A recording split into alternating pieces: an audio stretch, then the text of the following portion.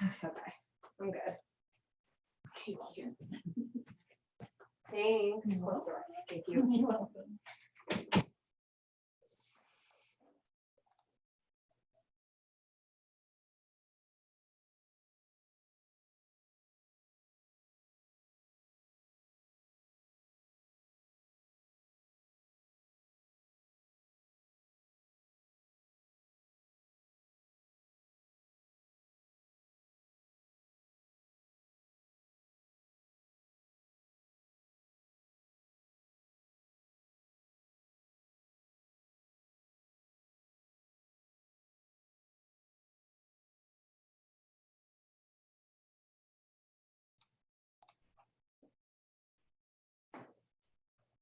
Hello. How you guys doing? Can you hear me okay? Yep, hear you good, Lise. Thank you, Bob. All right, we're gonna wait just a few minutes for everybody to get on here.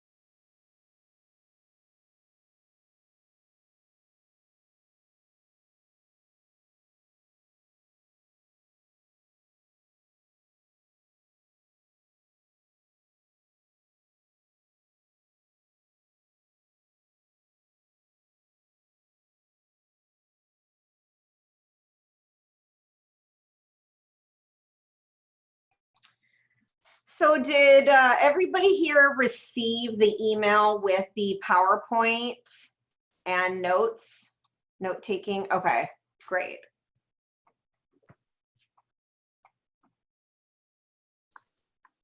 So what we'll do for anybody, if they join us after that email went out, we'll post it in the chat box once people get logged on.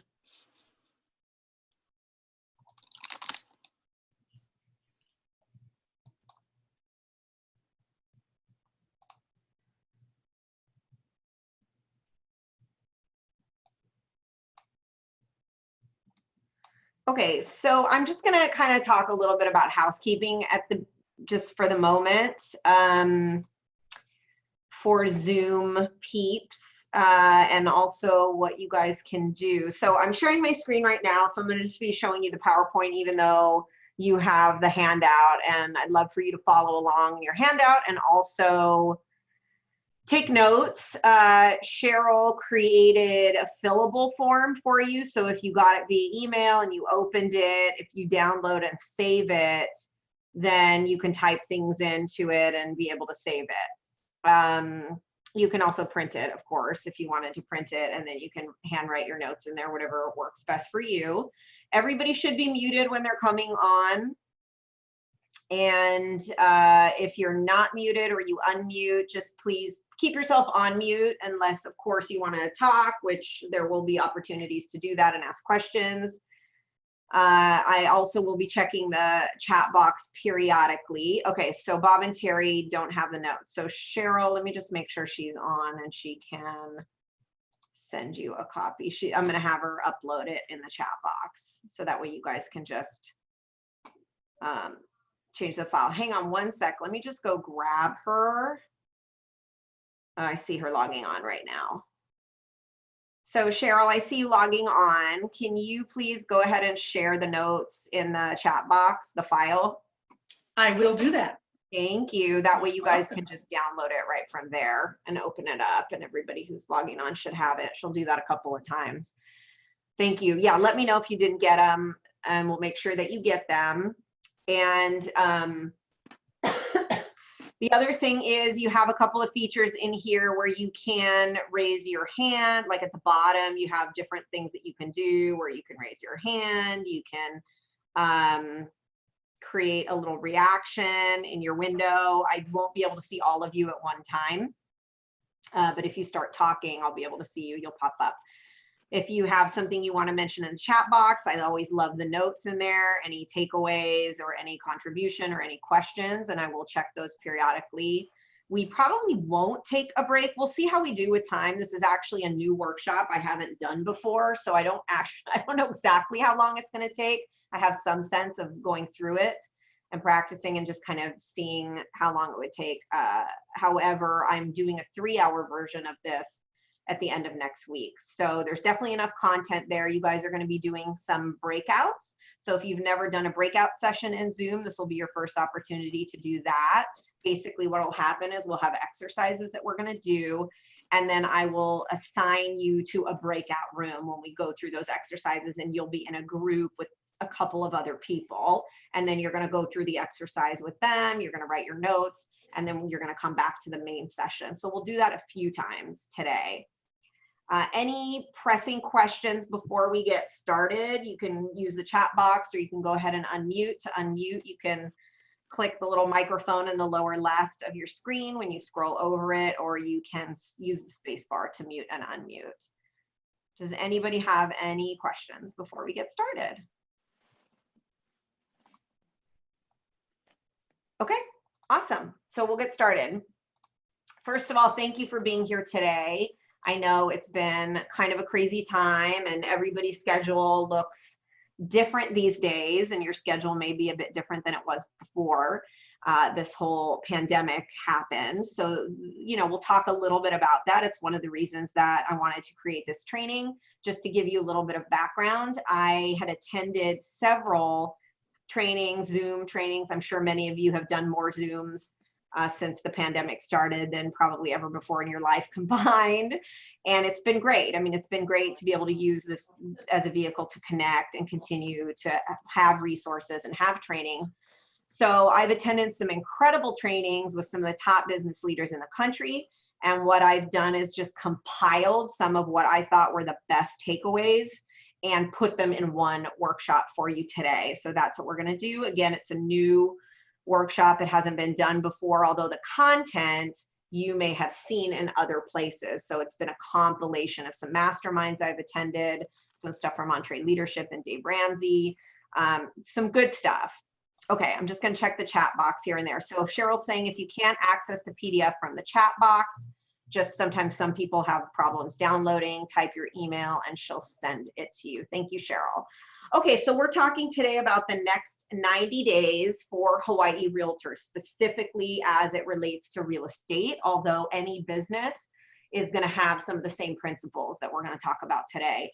And, you know, I subtitled it Surviving and Thriving in a business as unusual climate, because, you know, this is not business as usual. Obviously, there are a lot of pivoting and shifting going on, and things that we've had to do differently, and things that we're continually learning to do.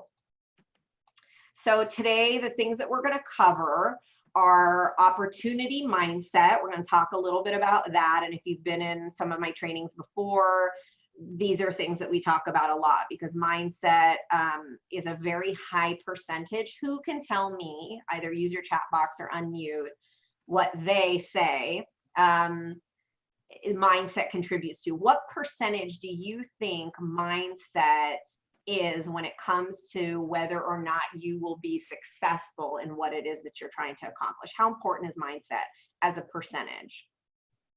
Anybody have an idea? All right, somebody does in the chat box. Ashley says 100%. I love it, you guys, 100%. Okay, so that's great. It's a great answer, Joyce. Danny 75. So it's 90 is kind of the, yeah, 85 to 90%. So we hear 90% a lot. 100%, yeah, you could say that. I mean, I guess the idea is there are going to be action items and things that you have to apply. However, the bottom line is, and you all kind of get it, if you do not have the mindset, if your mindset isn't where it needs to be, you are not going very far, right? You're not going to be able to really accomplish a lot. So we are going to talk about that and how critical that is and how it relates to what we're talking about today. Thank you for chiming in there. The next thing we're going to talk about is what are top business leaders doing? What are some of the things they're doing that we're going to be learning today? And then 3, we're going to go into creating your 90-day plan. My goal would be at the end of today, the next couple of hours, that you actually have something on paper. You've actually created, you've thought about it, you've been purposeful about it, and now you can go ahead and move forward. And you may have more work to do, just so you know, after today, because what's going to happen is you're going to have ideas, you're going to start to write things down, and then there may be some homework to kind of fine tune and just go through the ideas again, and then really create your implementation strategy. Although we are going to do a chunk of that today. And the process, during the process, we will be, part of it is identifying and implementing the strategies that we're going to talk about. And then also there'll be some masterminding, and the masterminding will be in the form of you guys doing your breakout sessions as we go through the exercises today. And then also just what we did in the chat box, and anything that you have that you want to contribute, any testimonials or stories that you want to tell. Those are really great and helpful as we go through some of these concepts. So those are the big things that we're going to cover today. So the first thing is opportunity mindset. The marketplace, when there is disruption in the marketplace, that can create fear. Okay, and fear can be difficult because fear can often paralyze people. And so a lot of times people may not take action because they have fear. Now, fear can be a good thing, right? There was a book that I read, I think I was in 8th grade, that came out called The Gift of Fear. And it's pretty extreme. I mean, it talked about, they were interviewing murderers on, I believe, on death row or in prison. And they wanted to find out what were common themes that murderers looked for in victims. And so they talked to murderers, and they talked to people that were attacked by people. And they talked about like victims and what they look for. And a lot of what people look for is an easy target. That's a whole nother topic. Talking about fear, though, it was called The Gift of Fear because what it was telling you was every person that kind of got attacked, and again, an extreme example, they had a reaction, and that reaction is what your body does when it's, you know, it's kind of this, where you're in a fight or flight mode. You have these chemicals that are released, and you want to listen, you pay attention to that. People say it's a gut feeling, gut reaction, and it is actually your body telling you something. So when you have fear, you know, that can be good because it can keep us out of danger. It can keep us from playing in the street, you know, when cars are driving by. So the fear in and of itself is not necessarily a bad thing. However, when it prevents you from doing something or taking an action, whether it's as extreme as a safety action or, you know, as in extreme as when you're talking about moving your business forward, which is important, right? It's not necessarily be your life, it's your livelihood.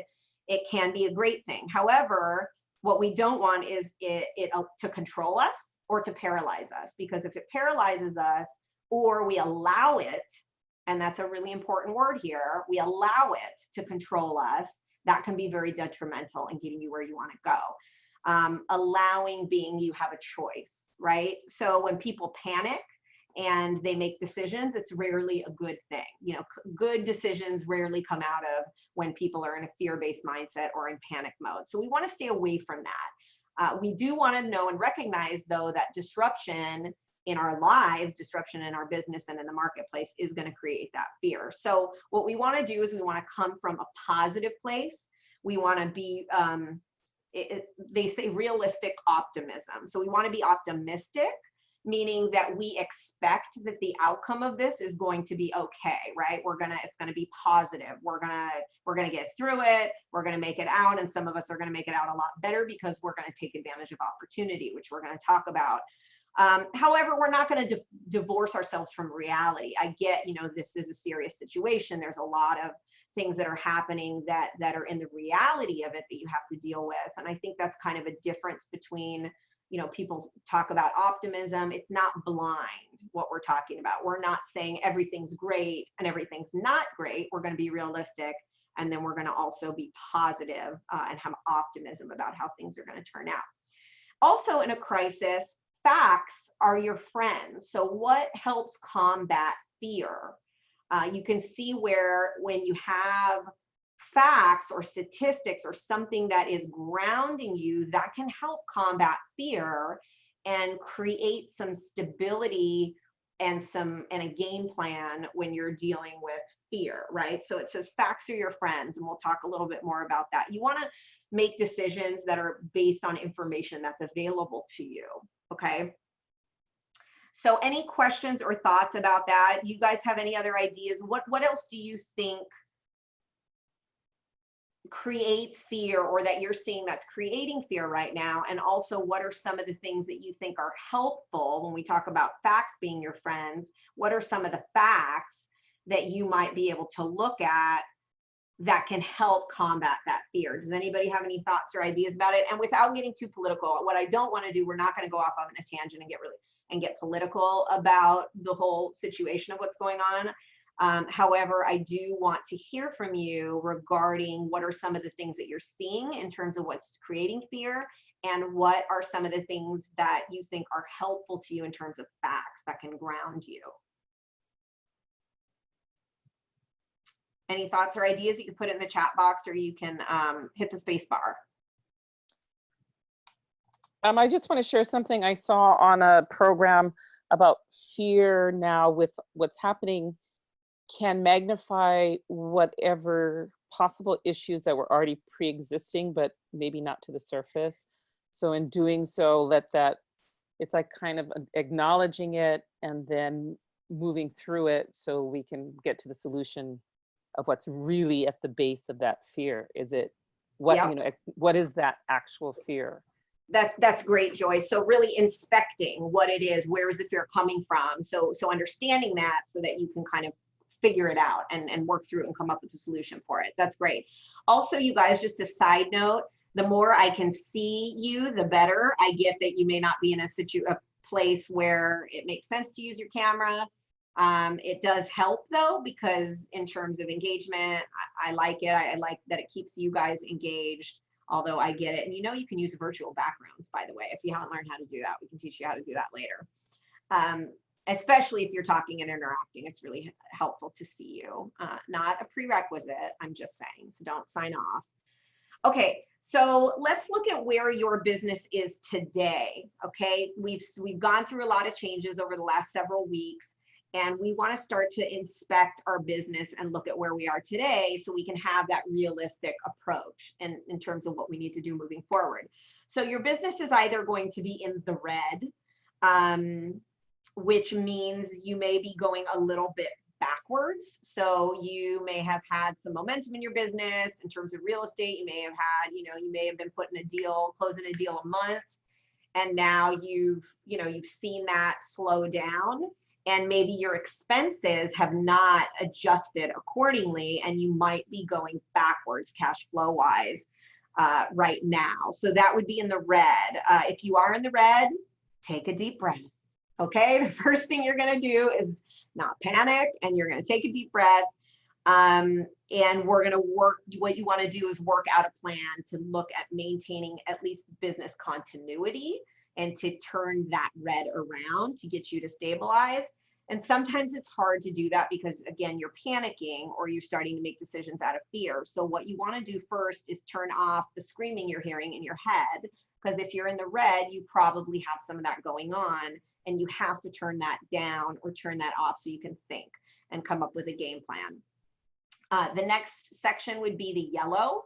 So if you're in the yellow, this is kind of, again, maintaining. It's a stable place. You're not going backwards. You're not moving forward. There's no growth there in your business, but it's a caution light, right? It's maintaining, it's stabilizing. And this is where you really want to look at making business decisions based on information that's available to you, and the facts are your friends that come into play. So what can we look at? What are the factors we need to focus on to be able to continue to maintain? And we'll talk a little bit about this kind of being a push year for a lot of people where, hey, if we can just maintain and stabilize, that for us is okay, because we'll worry about growth later as long as we don't go backwards, or if we are going backwards, that we kind of stop the bleeding. So, you know, are you in the red? Are you in the yellow? Are you in the green? We do have agents that are, and I've talked to some agents that are growing their business at this time. So there's certainly opportunity. They've been looking at the market at the moment, where the opportunity is, put some strategies in place or things they had already been working on and doing at a high level that will allow them to continue to grow. And be in the green or maintain a green place, right? Where they're able to stabilize or keep their business where it is, yet it was growing as it was, or they were ahead and have really good positive cash flow. If you're in the green, I mean, the thing that I've heard that was kind of in a workshop that I attended had to do with, you know, green businesses. If you really want to be doing something right now, we're going to talk a lot about service, and we're going to talk a lot about care calls and helping people. You're in a position to potentially really help a lot of people that are not in your position. So green, when you're in the green, they say strength is for service.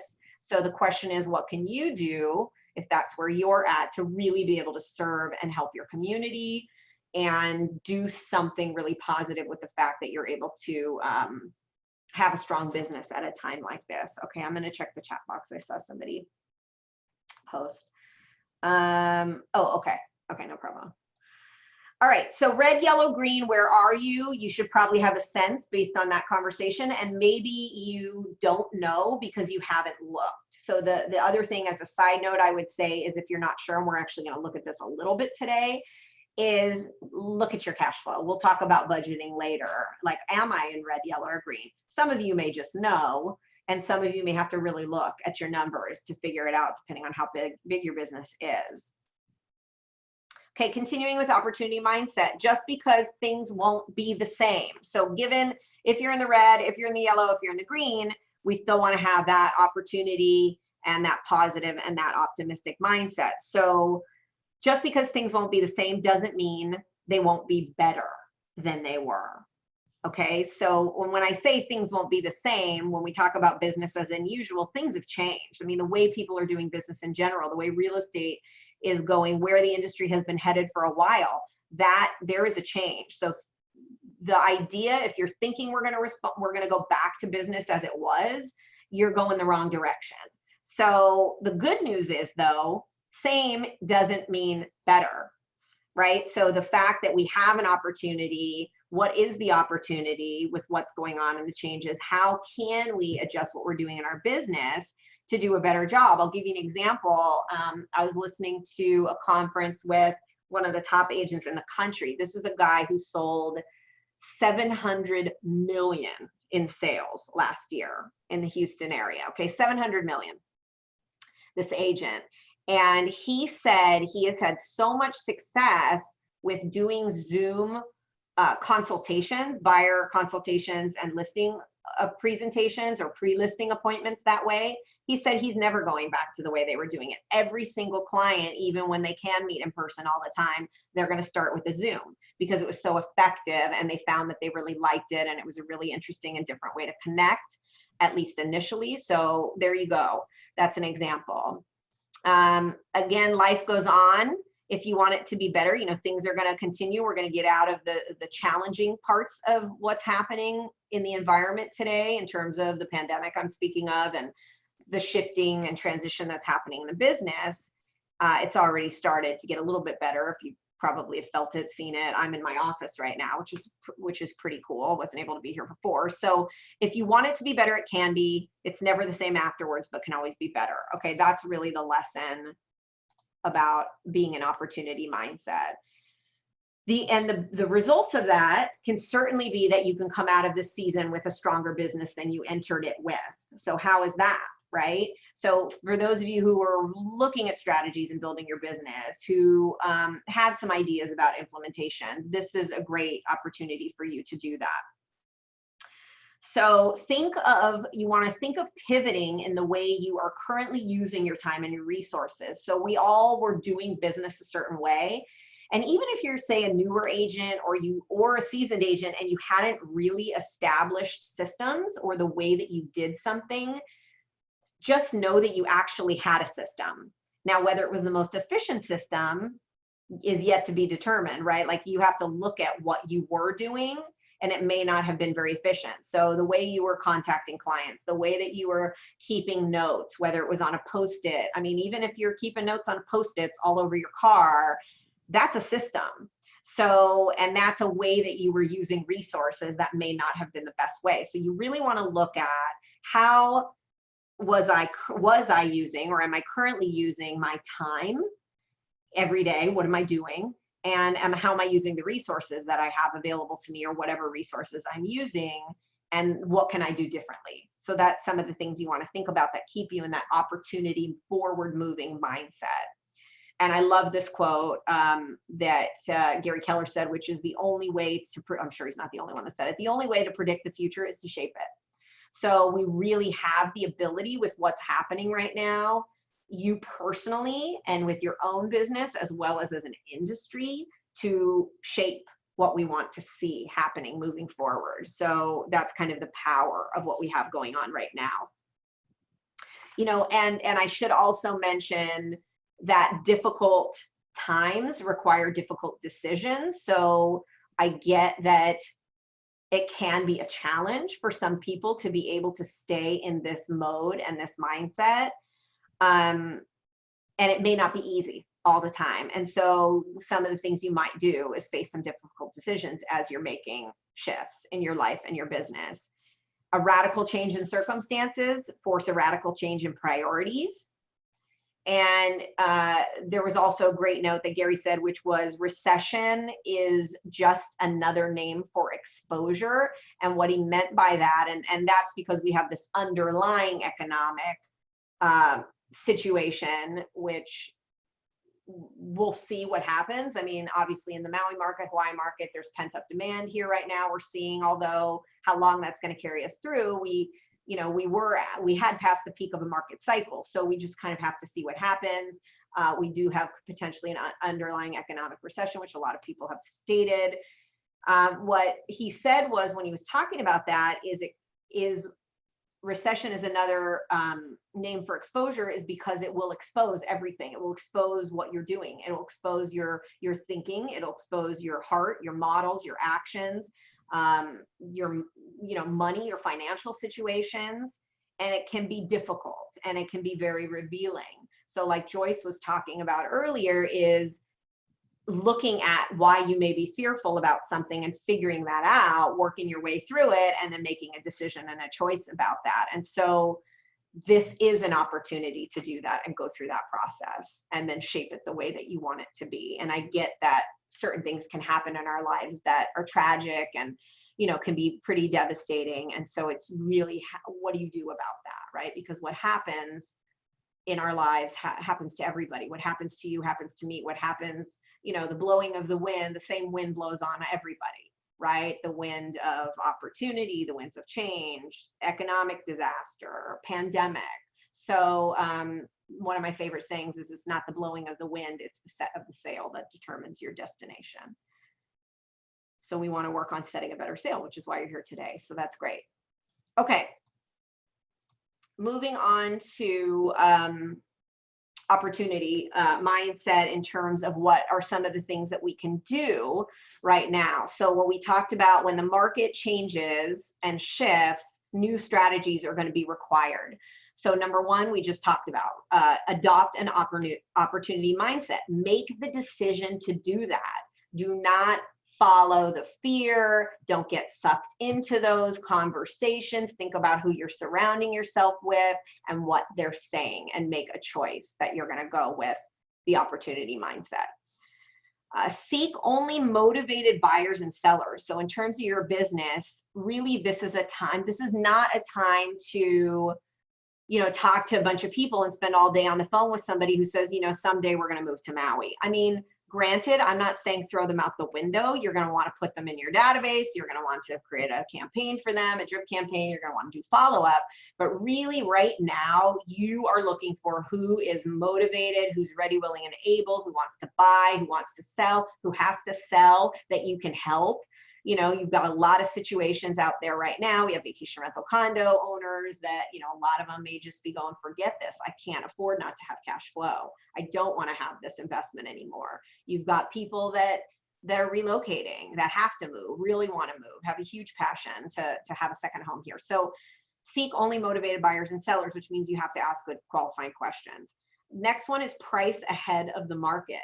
Don't chase the market. So this is a great opportunity for you to have a conversation with people and where the market's at. Use data. We talked about facts are your friends. You can use those on behalf of having those conversations with your clients as well. And just don't make the mistake of chasing the market in your pricing. If you price well, inventory is still tight in general, and you can really help people to get things sold relatively quickly. So don't make that mistake. Joyce says she's telling buyers that they are a kid in a candy store until flights open up. If they're pre-approved and able, to huge opportunity to buy, because there's not a lot of other people in the market that are moving forward right now. That's great, Joyce. Love it. Make condition of listing stand out. So we talk about this. We just did a shift training last week with Jason Rivera, who's a staging guy on Oahu, and it was great information about really looking at staging as such a great tool to be able to really make your listing stand out, so that if they are in a list, as inventory opens up with other properties, that they're going to look at yours first. They're going to create an emotional connection. So these are just things that you can do to shift and help your business moving forward. Motivate buyers with a sense of urgency, like Joyce just gave that example. Qualify and convert leads quickly. So urgency is also your friend right now. You don't want to make urgent fear-based decisions. You don't want to do anything rash, but you do want to take advantage of opportunity, and you also want to get more deals going with the right people. So work on your qualifying and converting quickly. A couple other things. This was another really cool thing that I saw a little while ago that I wanted to add in here along the lines of what we're talking about right now, which is an agent playbook and 6 things that you can focus on that you probably should be looking at right now.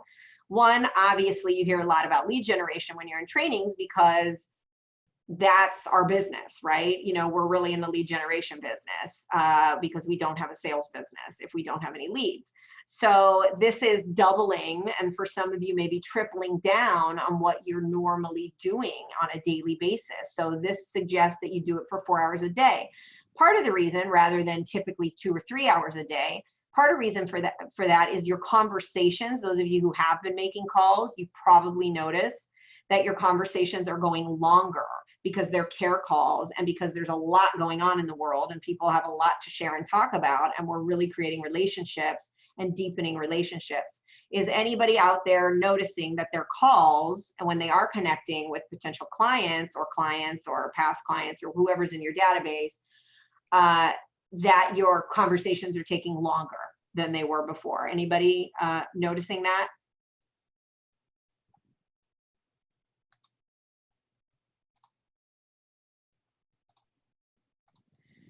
Yes, thank you. Thank you, thank you. Okay, a little. Yeah, so that's something you may notice more of, that they are taking a little bit longer. And normally we want to control the conversation by asking questions, and we can kind of keep them a little bit tight. However, right now it really is about deepening your relationships. Yes, and they require more emotional intelligence and energy, Michelle, absolutely. So you want to call through ideally your entire, if you haven't been calling through your database, or you have been and you have a big database, the ideal is to get through it if you haven't already in the next 2 weeks. If you have gotten through it, I would suggest you start reaching out again, and then have everybody in some kind of a touch campaign. The next thing would be listing prices, so price reductions. I am seeing more people doing that, and more sellers doing that, those who want to continue to sell their property right now. I think there's a great opportunity for that, depending on where you're at or where your listing is, or location wise. I know that inventory looks a little bit different in some areas on the various islands and in certain districts. Next would be bulletproofing your transactions, and this is actually what we started with, I think, when I did the first session with another training. Was anything you have in escrow right now, you want to make sure those are solid, because we did see, you guys may have seen a dip when this initially happened with the pandemic. There was a drop, there was kind of a little bit of a wave of cancellations we noticed.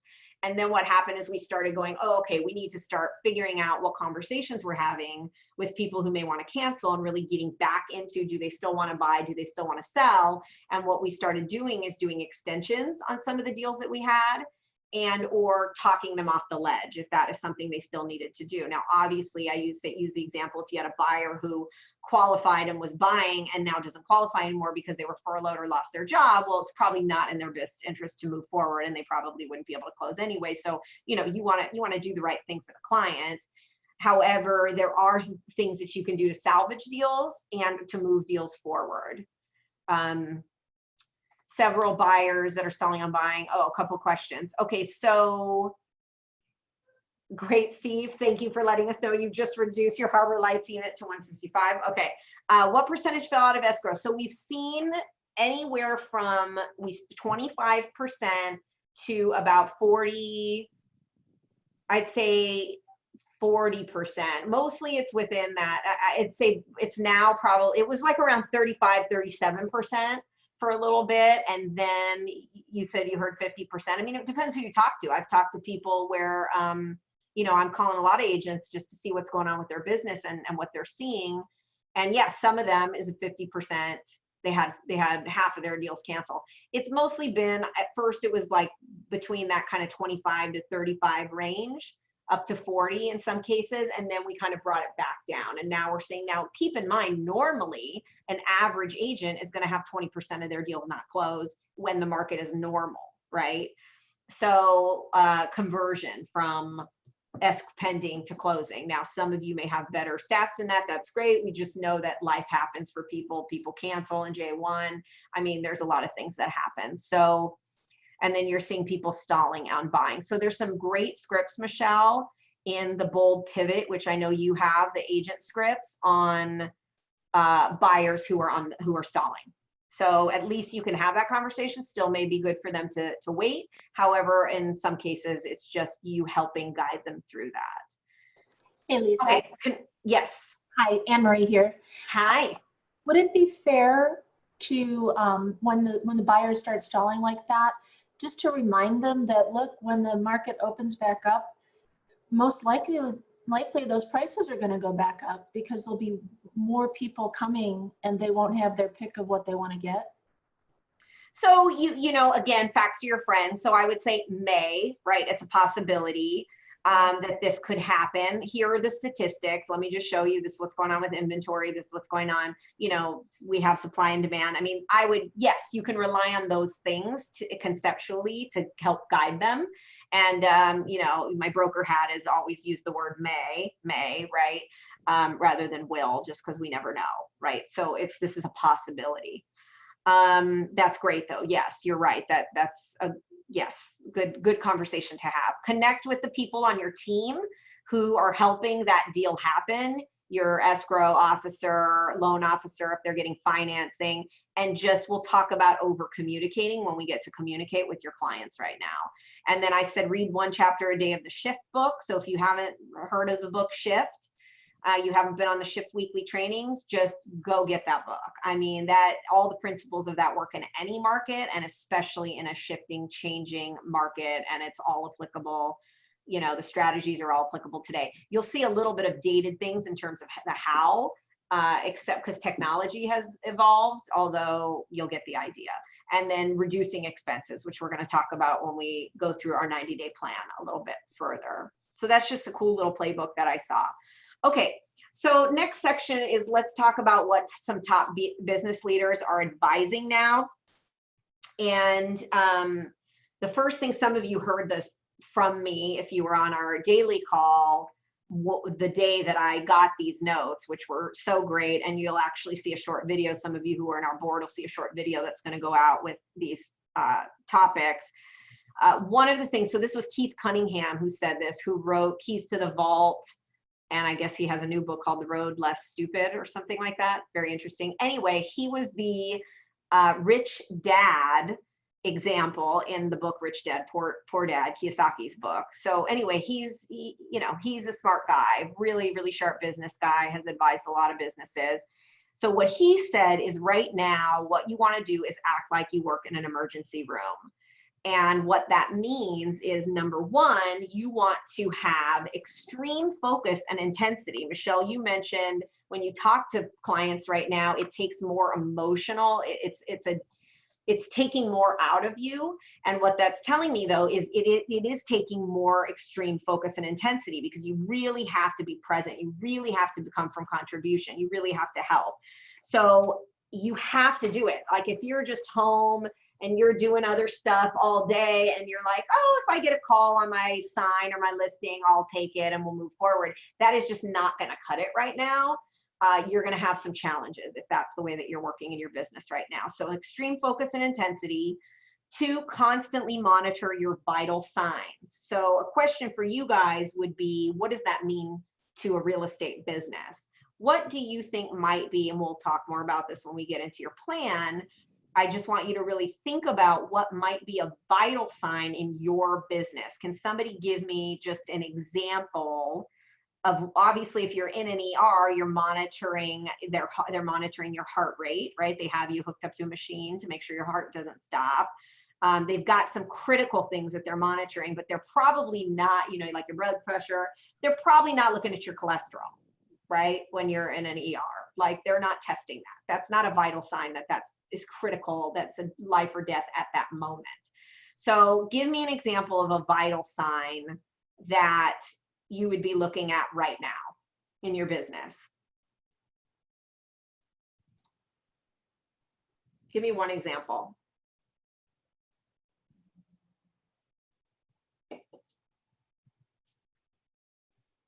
Sorry, it takes me a second to open the chat box because I'm on my screen share mode. Listings, okay, so listings taken. Pendings, absolutely, Tasha. How fast, good to see you, Tasha, by the way. How fast things are pending. So yeah, looking at how quickly are we getting things into escrow. Your pendings for sure, your pipeline, because your pending is your future cash. Michelle says cash flow, bank balance. Yeah, your expenses for sure. What's in escrow? Okay, so yes, great examples of vital signs that are really critical for us to look at, that are going to tell us what we need to see. Constant communication. So again, I mentioned it in the last slide, which is you cannot over communicate. And for those of you who are high, if you're familiar with the DISC, if you're a high I, meaning a very social person, this is probably not going to be a problem for you. However, if you're a high C, like a data-driven person that really doesn't like being on the phone for an hour with a client, you may have to make some adjusting in the way that you're communicating right now, because it's critical that or you just like to send an email once a week to somebody. That is also going to be a challenge for you. So you really have to be in constant communication, and that's at every level of your business. 4 is massive flexibility to respond to changing conditions. Are you flexible? Are you nimble? Are you going to be able to make a change or pivot in the way that you're doing something quickly, right? As necessary. Are you paying attention, or are you burying your head in the sand and just going like, when it goes away, I'll come back out? That, yeah. So, I mean, I know that's an extreme example, but you get the point. And speed of action, which goes with flexibility. So we have to be nimble, we have to be flexible, and we have to move quickly, smartly, and quickly, right? So that's working in ER. Here's another great thing about what top business leaders are saying and advising that we do right now. And this was based on 6 things to thrive, not just survive, thrive in terms of your business right now. Number 1 is really looking at, you may have to reset the vision of your business. And by the way, if you didn't have a vision before, now's a great time to set one, right? Figure out, what do you want your business to look like? Imagine what it could be for you in 3 years from now. And it may be different than it was 3 months ago. So really look at and ask yourself the question, where do I imagine my business can be in 3 years? That's your vision. And then you're going to start plotting that now. And I mentioned this earlier that, you know, this may be a push year for a lot of people. What that means is we're not seeing, there's not going to be growth in the business. And hopefully there's not going to be a backwards movement in the business. It's a push. It's a, you know, we're just going to maintain. We may not make a bunch of money this year. We could. And again, opportunity mindset. A lot of people are going to, you know, if not make a lot of money this year, they're going to set themselves up for their future years to really be able to capture market share. So the goal is really, I mean, initially you want to survive, okay? And then you want to go to thrive. Again, hope, when we talk about, you don't want your vision to be based on, I hope things will work out. Hope is not a strategy. You may have heard that before. And again, embracing that it won't be the same that it was, and think variety is the spice of life. So yay. Okay. 2, be lead gen based. We talked about that. So critical. No leads, no business. You've got to talk to people. You've got to see how they're doing. You've got to be having more conversations than you were. 3, take and apply education and training that supports these things that run your business, like your lead generation. So you're here today. That's awesome. You're doing that. Be learning based, be open, be plugged in, and then you're going to apply what we're going to do today. And that's going to help you get there. 4, model and margin to fairly compete. So what do I mean by that? And that usually relates to, if you're an agent that tends to take leads, like online leads, or you're not huge on repeat and referral business, you may find yourself in listing presentations, whether they're virtual right now or in person later or before, and you're up against other people that are trying to get that listing, right? You might not have the relationship with that person yet. So what you really want to start to look at is, what are other people doing and how do I fairly compete? And that could be based on a commission structure. It could be what that looks like for you. It could be the value that you're providing. It could be your services. It could be your marketing. It could be adding staging. Just look at the value that you're providing as an agent, and how do you up that value to not just fairly compete, really just take advantage, take that market share, win the listing every time. So it's an opportunity for you to look at that and see what kind of changes you may need to make in your business that you're not doing now. Next is be money smart. The first dollar you make is the dollar that you don't spend. Okay, a penny saved is a penny earned. You've heard probably that phrase. So you really need to look at running a tight budget that matches your income. So this is key, okay? So you may feel like your budget is solid right now, meaning it's not too high. Well, I don't spend that much money on marketing. I'm not, whatever. My cost of sales is fairly low.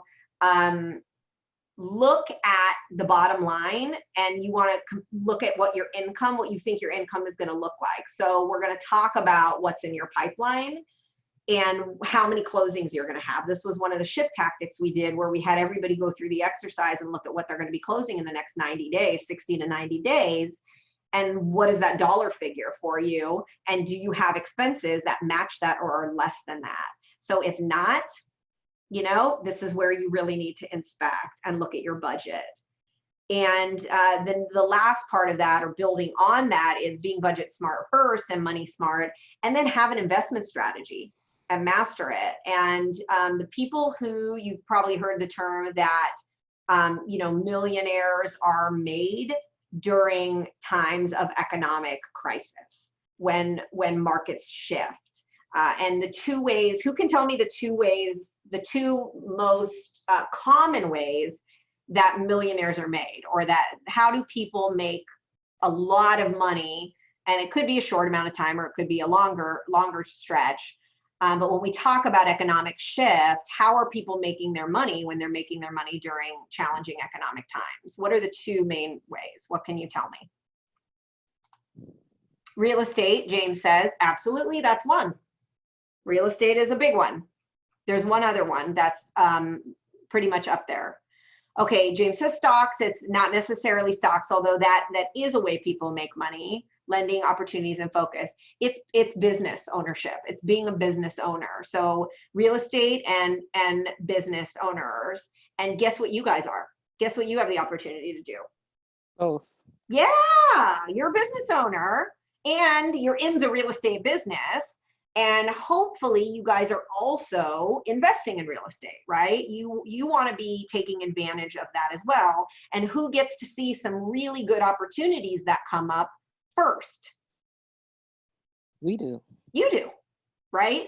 Now, I'm not going to get into the, obviously we have to work for our clients. I'm not suggesting you do anything bad with that information or unethical by any means, but really you do have the ability to look at information, to figure out whether something makes sense and take advantage of it yourself. So what is your investment strategy, and how are you going to build upon that? And, you know, when we talk about thriving and not just surviving, you want to have a plan in place for wealth building too, for yourself. So have some kind of investment strategy. And James, it could be stocks. I mean, that could be your investment strategy. I'm not saying it has to be real estate. It has to be business ownership, but really you already have that going for you. So it makes a lot of sense. So really just figure out what that is for you. Okay, next, any pressing or any questions so far? We have 2 more slides actually, and then we'll take a little break for questions. Thank you for using the chat box, you guys. Okay, a couple other things what top business leaders advise now is there's a requirement in a crisis to shift priorities. So we already talked about changing maybe some of the ways that you're doing business, some of the things that you're using, some of the resources, the value you're providing to clients. It also, your priorities shift. And some of your priorities have shifted to, hey, Lisa, I'm at home now, and my kids are, you know, at home and not in school, and I've got to homeschool them like for X hours a day. I mean, is anybody in that boat? Maybe. So you might have some of that going on too, and I get that. Let me just grab my notes. Okay, so however, when you're talking about your business, you may also have to shift some of the priorities that you have had going on in order to support the business, where normally you may be growth oriented and strategic or opportunistic with your business, meaning that kind of approach, which isn't a bad approach, it's a looser approach. And you know, you may be focused on strategy, whereas right now you're really looking at becoming tactical. So who can kind of explain what they think of as a difference between strategic versus tactical? What do those words mean to you? By the way, there's no right or wrong answer specifically. I want to know what you guys think when you think from, okay, maybe normally I'm strategic and now I have to be tactical. What does that mean to you, and how would that translate in your business or your daily activities?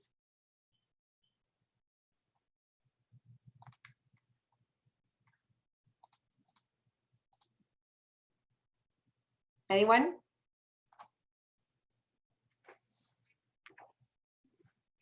What would be something tactical in your business that you might be doing?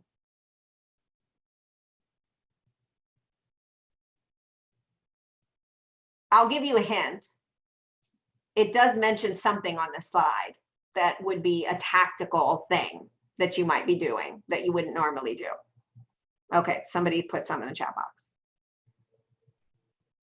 Okay, so yeah, strategic is long-term planning. So it might be, yes, tactical is hands-on daily activities. It's the grit work. Reduce expenses. Thank you, Eva. Yes. So cutting your expenses is a tactical approach, right? Because sometimes we're looking, when we say opportunistic in our business, you might be going, hey, what other marketing things could I be doing?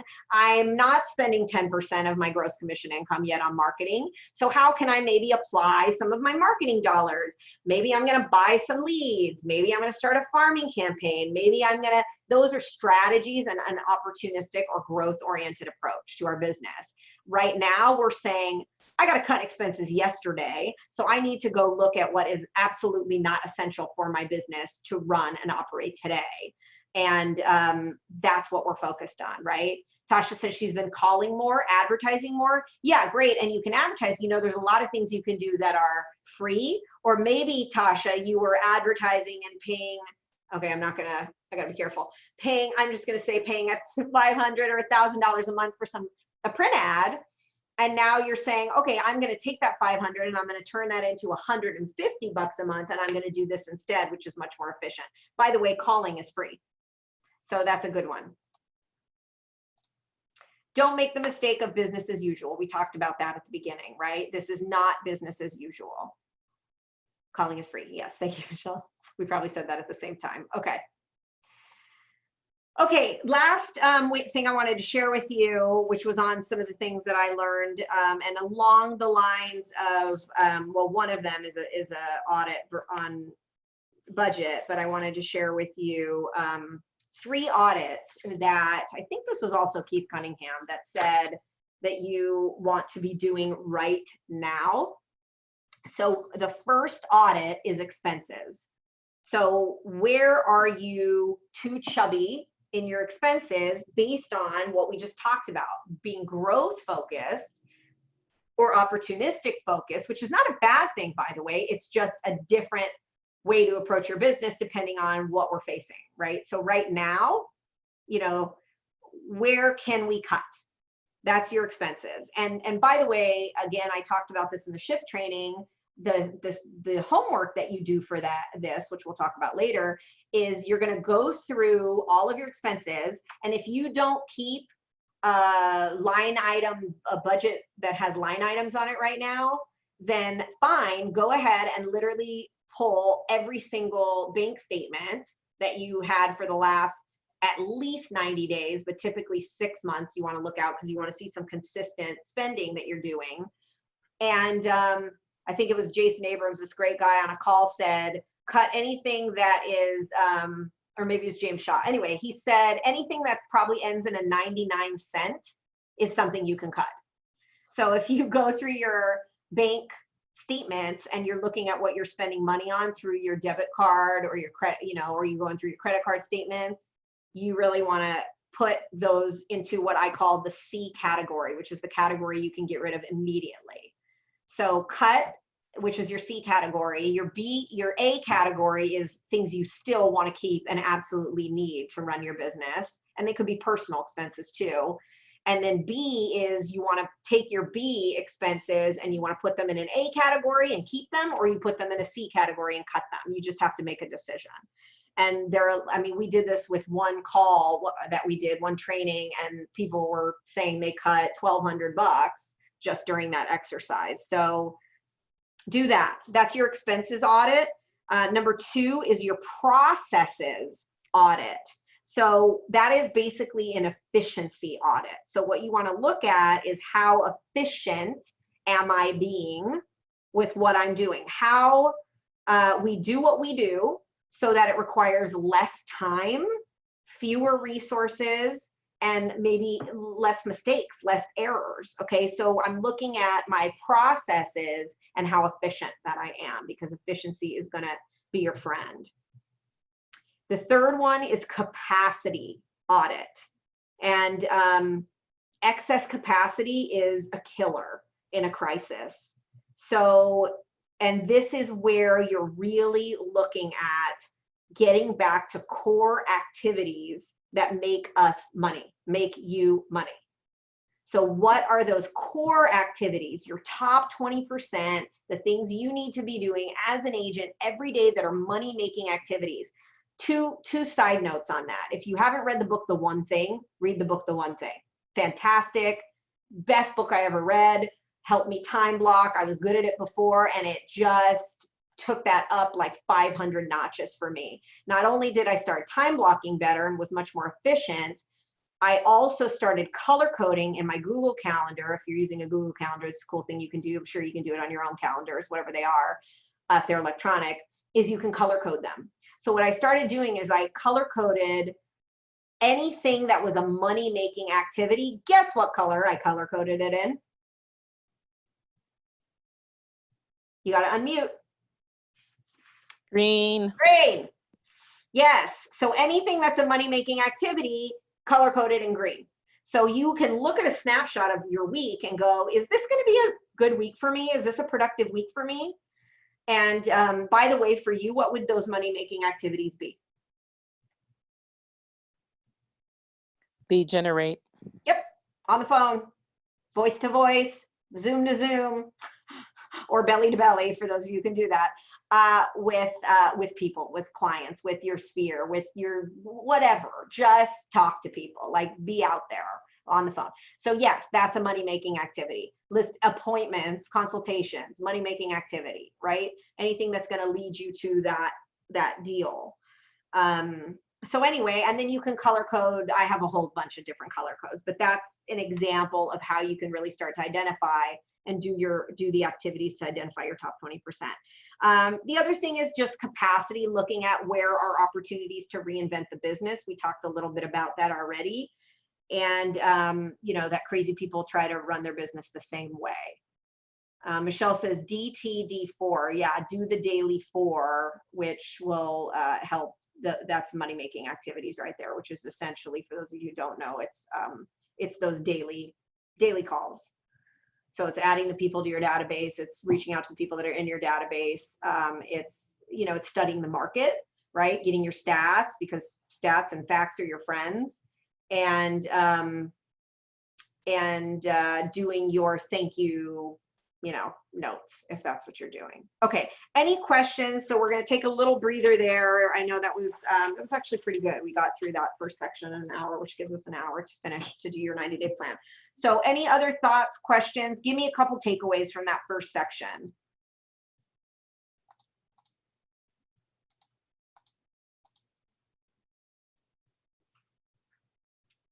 Now it's your turn. Now it's your turn to talk or share in the chat box. Give me just a couple of ahas. Who can tell me what AHA is also an acronym for?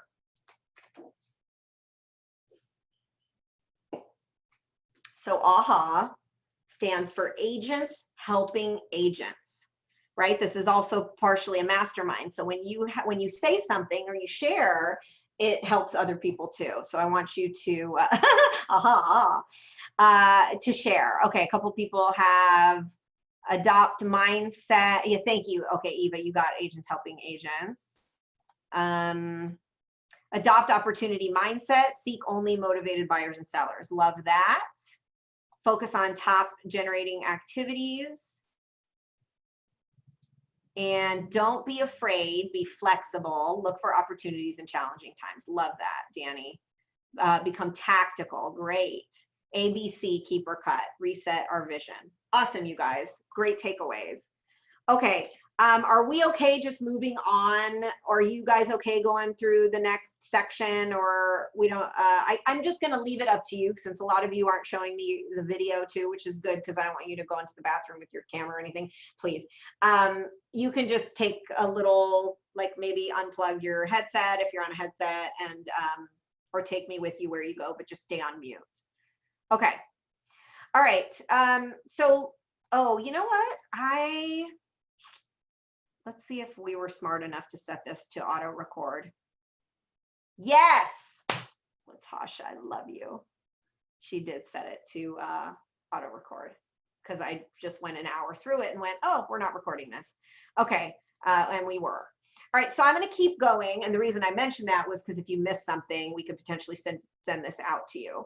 I do want to get into the meat of this with you today. I just wanted to get you through some of that stuff and to set you up for what we're going to go through now. So this is creating your 90-day plan. So again, you should have your workbook. If you do not, which is really just the slide presentation with a place to take notes, but you could also use a notebook, whatever you want, to start the process of creating your plan, which then I would suggest you probably type up in a Word doc and then save it as a PDF after we get through this whole thing. But we're going to do pieces of it together. And if you don't have the slide presentation with the notes on it, you can put your email in the chat box and Cheryl will make sure that she gets it to you. All right, so the things that we're going to talk about going through your 90-day plan, one, we're going to talk about communicate, and we're going to go through an exercise in regard to that. We're going to then go through desired future statement.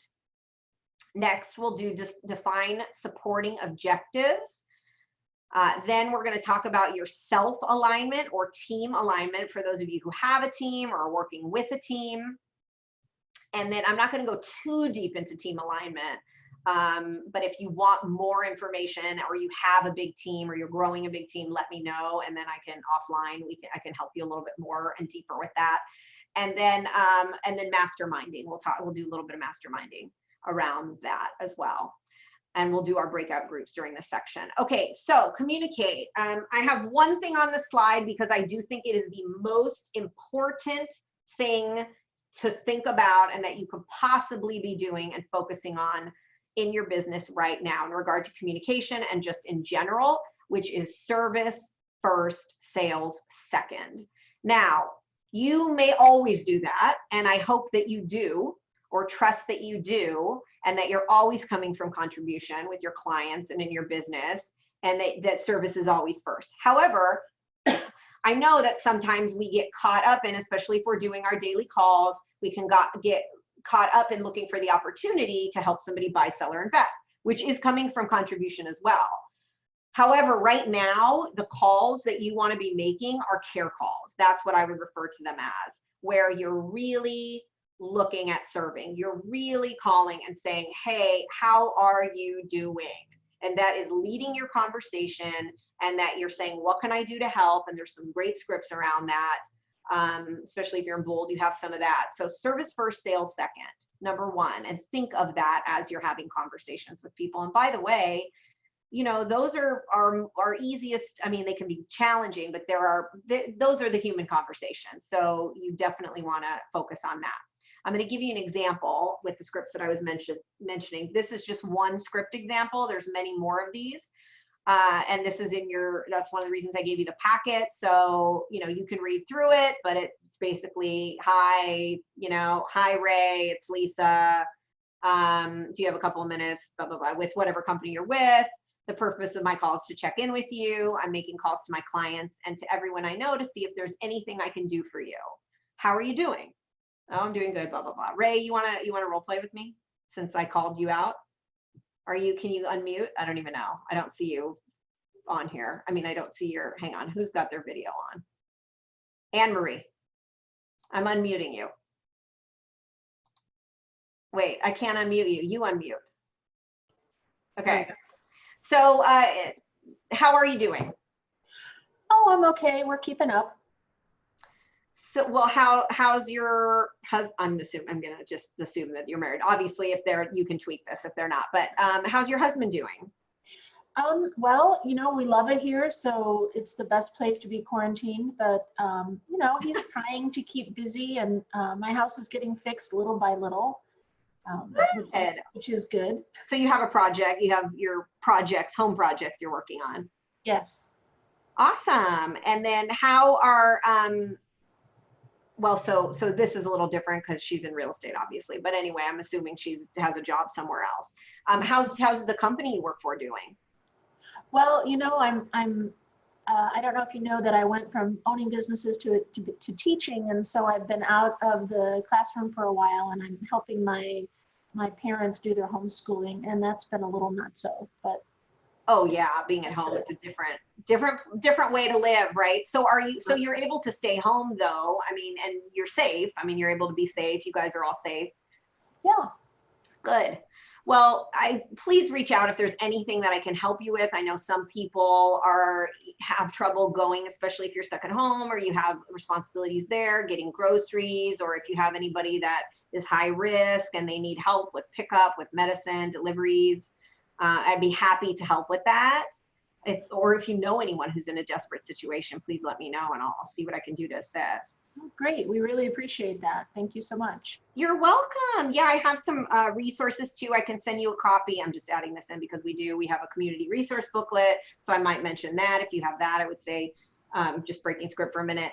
You know, we have a community resource booklet. I'd love to send it to you. And if you find it useful for you or anybody else, please share. Mm-hmm. Okay. And then Anne-Marie, I'm glad that we had a chance to speak. And I know that this may be a challenging time and can be difficult, you being at home so much too, I know. So just please remember to call if there's anything I can do for you. I'll do whatever I can to help. Sounds great. Thanks for calling today. Thank you. All right, take care. So basic script, just a little bit of role play there. I mean, how many times did I say help? Did I say reach out if there's anything I can do to help? I think it's like 4 times in the script. So really that is that coming from contribution. Okay, so that's a script example. Thank you, Anne-Marie, for doing that with me. So continuing with communicate, make the best decisions possible. Extreme situations require extreme levels of communication. So you may be doing different things. You may be having different conversations than you're used to. So, you know, the other thing that is you want to know what and when to communicate. So we'll talk about that too, but really just use your best judgment, make the best decisions you have, and just know that it is so critical for you to be reaching out at this time. Okay. So actually, let me just a couple other things about communication that I wanted to mention. I thought I put it in the slide, but I didn't. So the extreme communication and what I just did with the script practice and calling and using that script, it doesn't happen by accident. That has to be purposeful. It's one of those things we talked about in terms of being tactical. And emotions for people may run high at this time. There's a lot going on and a lot of people, fortunately, I found that for some people, it's subsided a little bit because they're, you know, adapting. But for a lot of other people, it's getting worse because their financial situation may be getting worse as they haven't been able to work. So just know that and embrace that. And, you know that having that communication and that connection is really important. And it's also, it forces us to think differently as we have those conversations. And there may be some great things that come out of it, like this community resource handbook that we created because there was a need and I saw somebody was doing something like that. And I said that would be a great thing for us. So it's how the best plans are born. So embrace it. Also, I want you to think of communication like a toolbox. Thank you, Joyce. And what I mean by that is there are various ways that you can communicate with people. So you have emailing, you have texting, you have phone calls. Obviously, you have these kinds of meetings where you can have Zoom calls. And you really should use various resources because people respond to different ways of communication differently. And also not everybody, I mean, how many emails do you get a day? So if you're just using one form of communication, that may be difficult for you to make sure that you're really having a two-way conversation. So look at different ways that you're communicating and communicate with your clients in your sphere in different ways. There's also a rhythm to communication. Those of you who've been in the business a while, or even if you've done 1 or 2 transactions, excuse me, you may have noticed that. Have you ever noticed that when you do a transaction and everything goes really well with it, it's going smoothly, that you feel that you see that there's like a rhythm to the communication that's happening, whether it's like conversations with the client, you have an email like flow going, there is a rhythm to it. And that rhythm is a comfort level for people, and everybody kind of feels that rhythm a little bit differently. So what you want to do is look at that rhythm and know that right now people are desperate for rhythm and routine, right? They want to have some normalcy. So again, that's why you're over communicating. That's why, I mean, if you think about if you were calling through your database and you did call through it every 2 weeks right now, and you were like, I'm going to call you back in a couple of weeks to check in and see how you're doing. And then you call them in a couple of weeks, right? So that rhythm, that routine, or I'm going to send you an email, or you're going to get a weekly update from me, like they may really like that right now. It's something that they can count on. If you're in escrow with somebody, oh boy, you better be in over communication mode. Okay, possibly you're doing daily check-ins. And it does take commitment to communicate. So you have to make a decision to do it. It takes commitment to communicate and really think about relationships and results, because those things will come hand in hand. Joyce, I have sent letters with a card to some distant clients to update and say aloha. That's great. I love that. Okay, so the next section, and then we'll get into an exercise, is desired future statement. So this is where you're going to start to think about your plan. Well, actually, you know what I want you to do is you're going to do two things in this exercise. One is going to be related to communication, and the next is going to be related to the desired future statement. So the desired future statement is you're going to ask yourself the question, what is it that I want to have happen, or we, if you work with a team, want to have happen in the next 90 days? What do I want to accomplish? And specifically, what does a win look like for me and my business? Now, again, keep in mind, you may have set goals, done a business plan for the year, and you had all these things you wanted to accomplish by the end of the year. I'm not saying throw that completely out or burn it. I'm just saying you're going to step away from that for a minute, and you're just going to look at the next 90 days, because a win in the next 90 days probably looks different than what a win looked like before we got into this pandemic, right? I mean, where you maybe wanted to do 100 million this year. I mean, you know, maybe not everyone wants to do 100. I'm just saying maybe that was your goal this year, and I want to do 100 million, and I was going to take 20 listings a month. And now, hey, if I can just get, you know, 5 appointments, if I can just get half of that this month, or whatever that is, what does a win look like for you right now?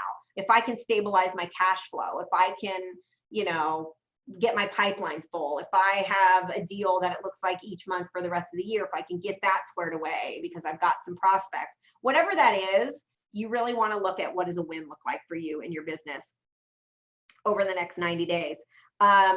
It might be a minimum of maintenance of your gross commission income. So like we're talking about, so maybe you're maintaining 75% of the GCI, you know, that's coming in the pipeline, you know, so you're really kind of bulletproofing any transactions that you have. What do you want to accomplish over this specific period of time? And the reason I want you to focus on this is because we tend to focus on the problem, and we get into problem fixation mode and putting fires out, especially in crisis or when things are changing so rapidly. And this is an opportunity for you to get into taking your eyes off the problem and focus where you want to be in 90 days from now. Okay. So, and if what you are doing are not contributing to where you want to be in the next 90 days, we're going to change that. So the first thing I'm going to have you do, I'm going to put you into breakout rooms for a couple of minutes, and I want you guys to answer 2 questions. One is regarding communication. What can you do to potentially better communicate with your people in your sphere, for example, or your pending escrows that you're not doing now? Okay. And that's the question 1. And question 2 is this question. What is it that you want to accomplish in the next 90 days? What is a win for you in the next 90 days?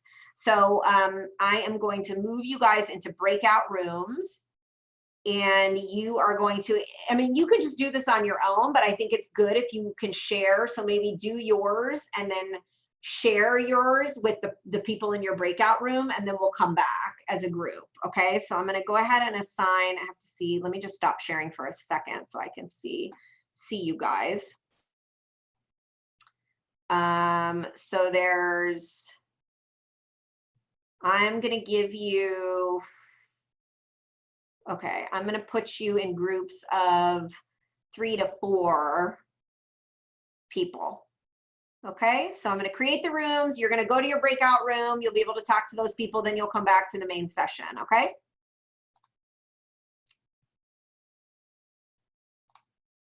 Okay, so your rooms are open, so you guys should have gotten a notice that says to join your breakout, so go ahead and go into your breakout.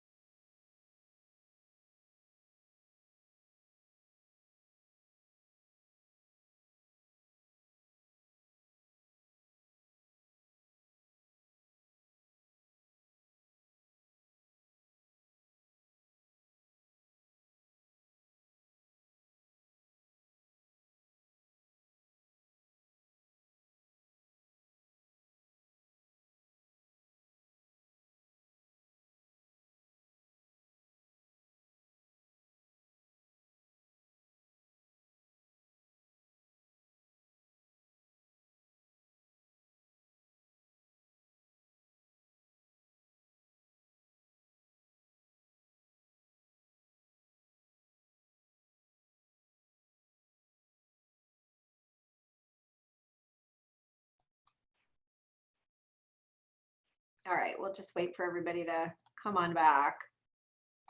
I had them auto set for 5 minutes, but I think we went over 5, yeah. I don't know. I didn't see it reminding me, so I just gave you all the 60-second warning. Okay. So I would love for, I'll just wait a couple more, 15 more seconds to get everybody back over here.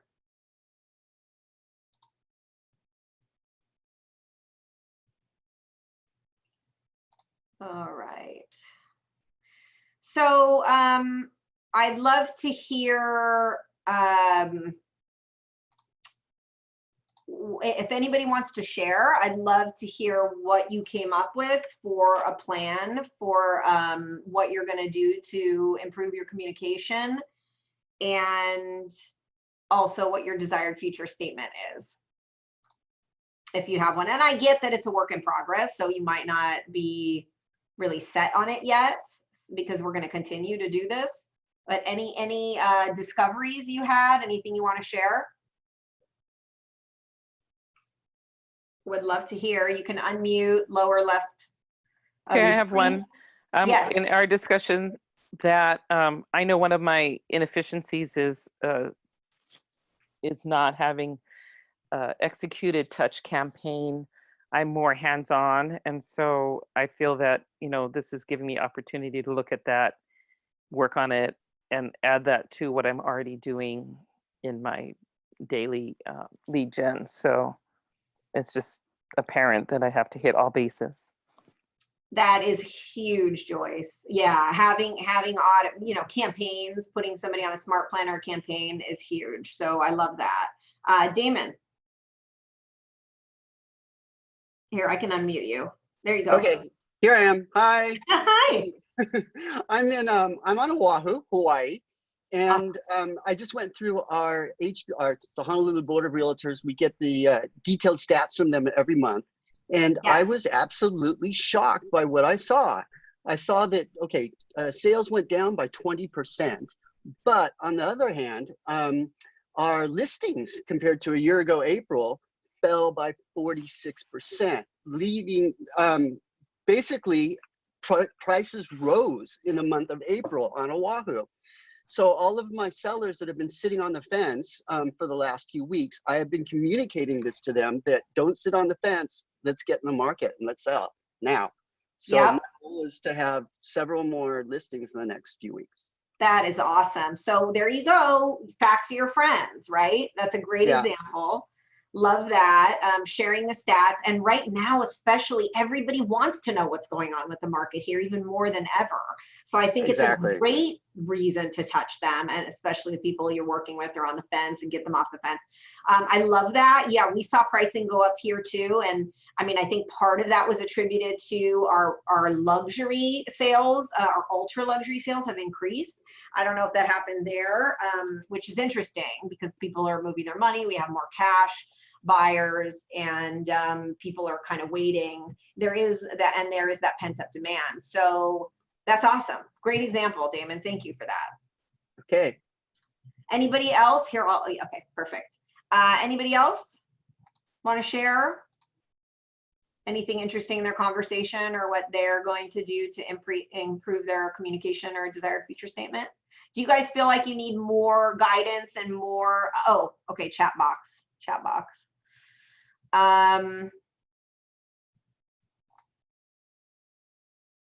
Okay, I read that one. Danny, I want to get my client into escrow. So are you saying that, okay, so that's a goal for you right now. So a win for you would be getting somebody you're working with specifically into a pending deal right now. Awesome. Okay.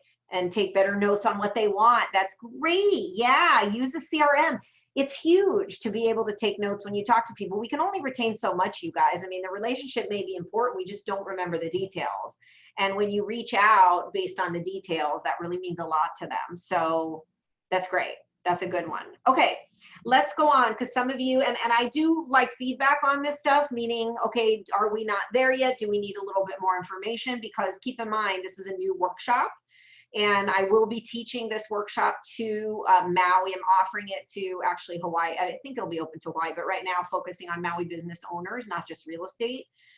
So that's going to happen. That's through, I'm working with MEO to do that next week. So any feedback you have at the end, which would be really helpful to improve this or streamline it, would be great, or whatever, clarity, whatever you guys need that you think would help. I would love to hear it. Okay, so the next one, so we talked about, let me just go back and make sure, we did desired future statement. Okay, so now we're going to talk about defining supporting objectives to help us get to that desired future statement.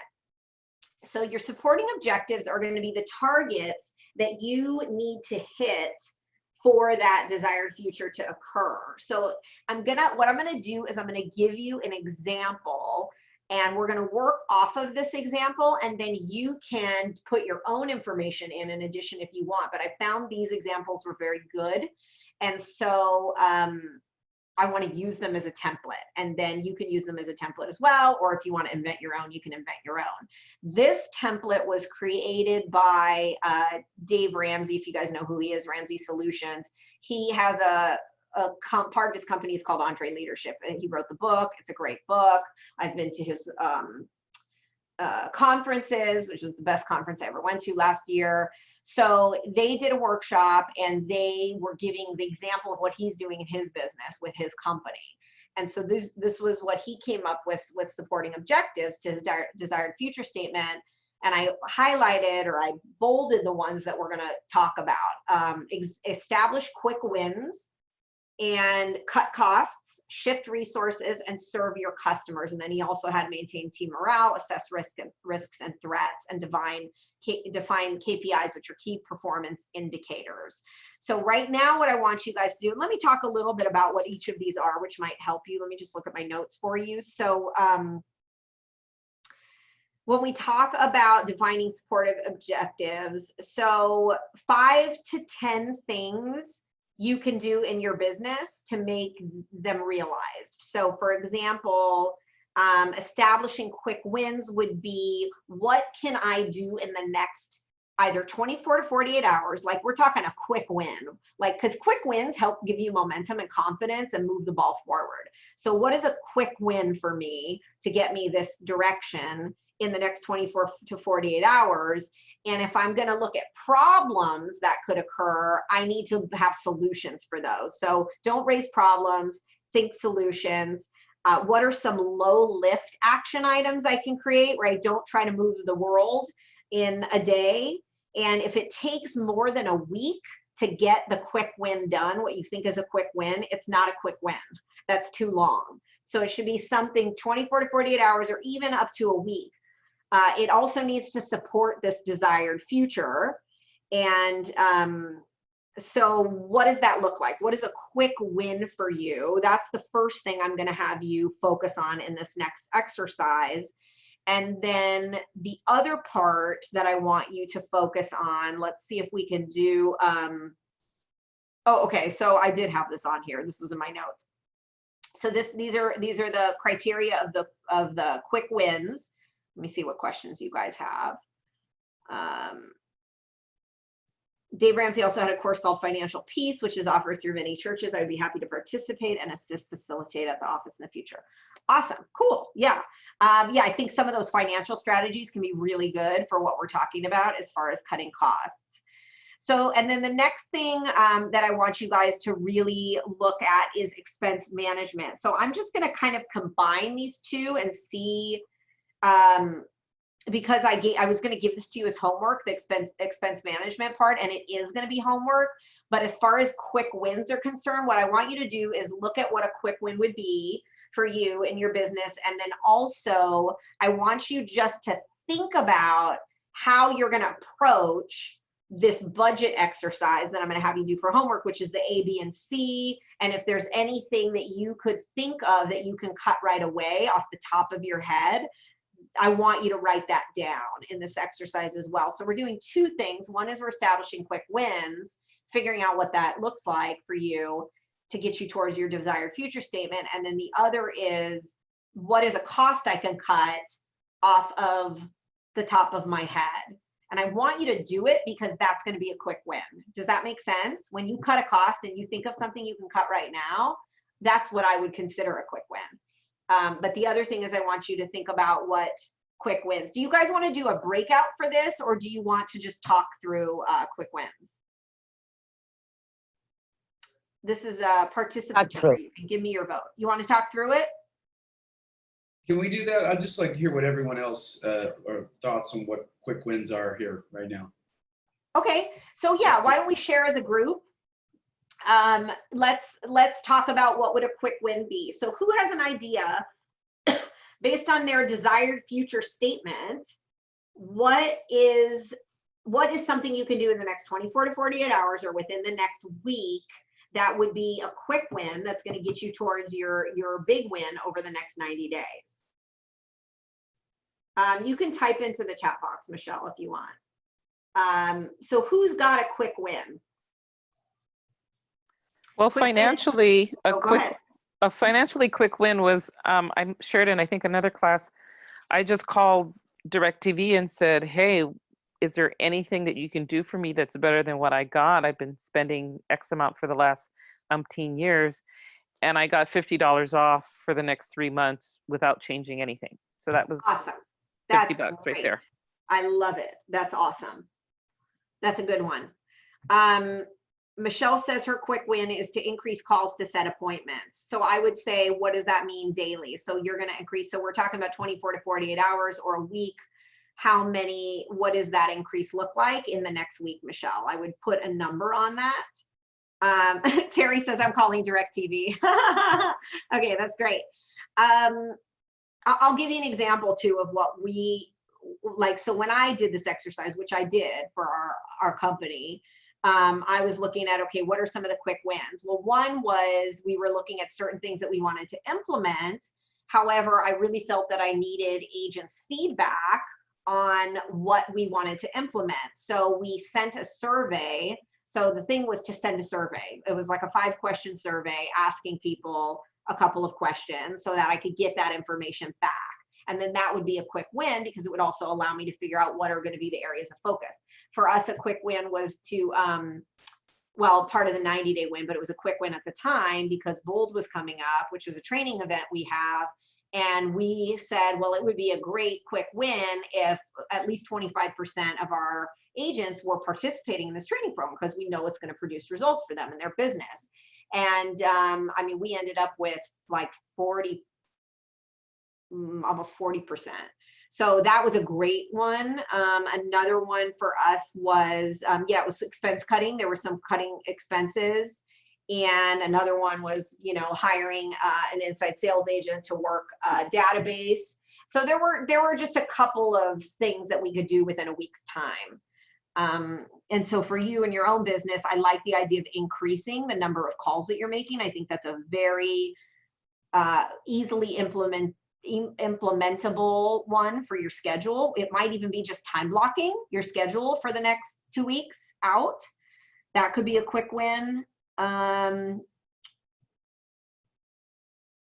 Mortgage company, yeah, so it might be something to do with if you've got a situation where you have lease rent that you're paying for commercial, or you've got some mortgage, you know, whatever, you know, it could be talking to somebody about what they can do to help you. 66-day challenge, Danny said. Awesome with me. You signed up for our 66-day challenge. Yeah, motivated to face what you want to do more in the future and present. So yeah, get into a 66-day challenge. That's a great thing you can do is start that. Those are good examples. Does that help, Tom?